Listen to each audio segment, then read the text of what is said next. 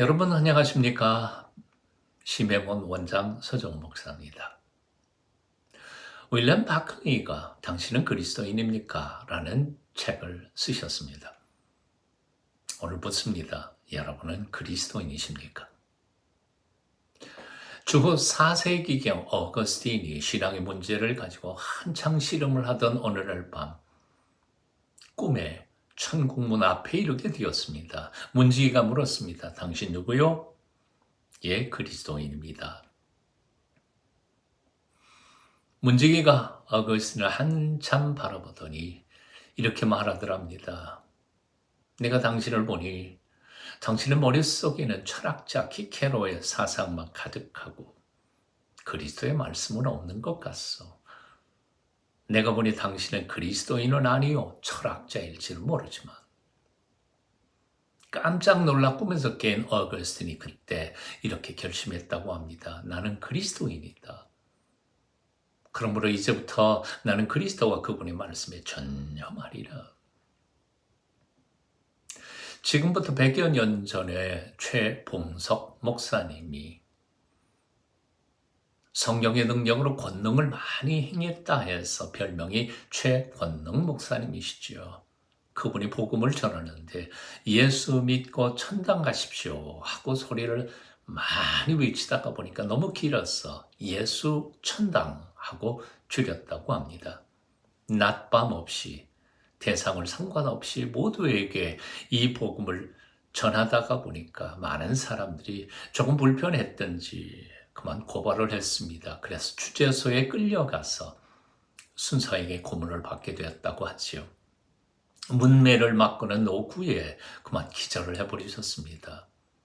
고문하던 순사가 양동이 하나 가득 찬물을 부어가지고 와서는 기절해 있는 목사님의 얼굴에다가 붓자 갑자기 정신이 든 최걸록 목사님께서 일어나시면서 물 붓던 순서 얼굴을 향해서 소리친 거지요. 예수 천당.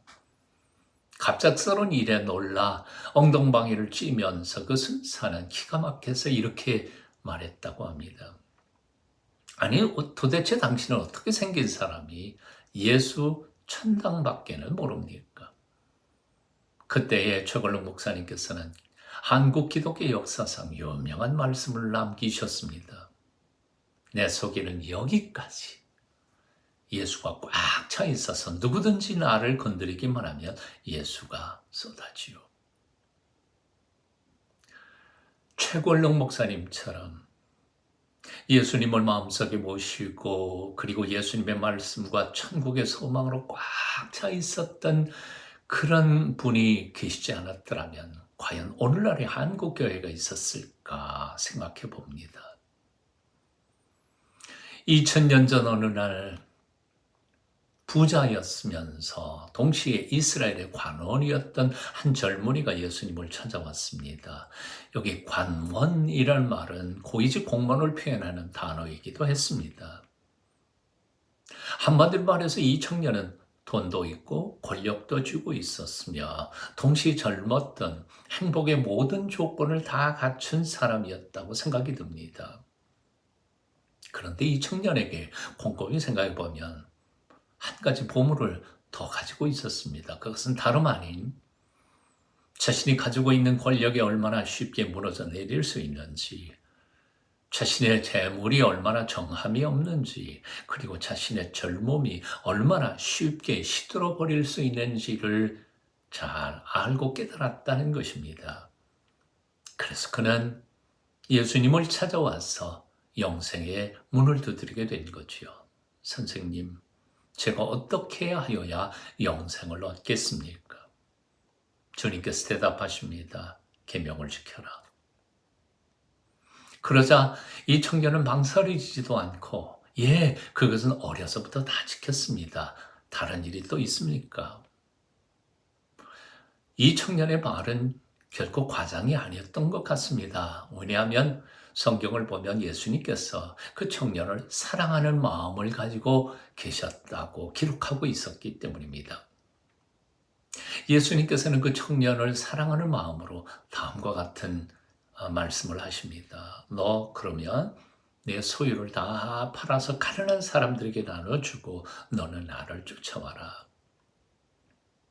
세상에 이제 겨우 천국 문을 영생의 문을 두드리고 있는 초신자에게 예수님께서는 감당치 못할 이런 요구를 하신 이유가 무엇이었을까 곰곰이 생각해 봅니다.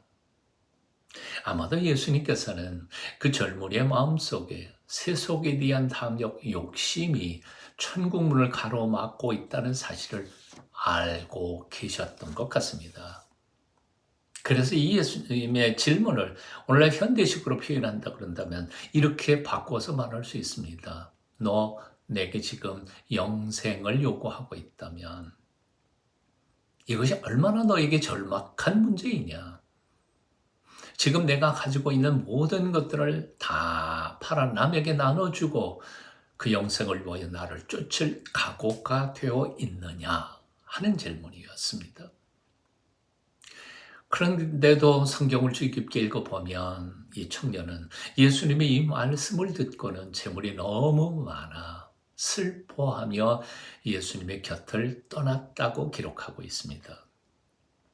생각해보면 이 청년만큼 불행한, 불쌍한 사람이 또다시 역사 속에 없을 것이라는 생각을 해봅니다.